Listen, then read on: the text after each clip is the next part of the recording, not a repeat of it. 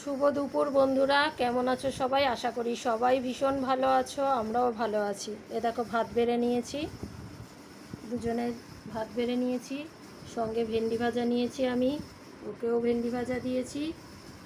তারপর শসা দিয়ে দিলাম, গাজর দিয়ে দিলাম, আর এ দেখো পাতলা করে ডাল করেছি, গাটি কচু আলু চিংড়ি মাছ দিয়ে তরকারি করেছি, আর হচ্ছে আমের পাতলা টক। ডাল ভেন্ডি ভাজা আর কাটি কচু আলু চিংড়ি মাছের তরকারি, আমের টক, আর তার সাথে আম কেটে নিয়েছি। আর আমি একা লেবু খাই, পাতি লেবু ডালের সাথে, এই জন্য আমার জন্য লেবু।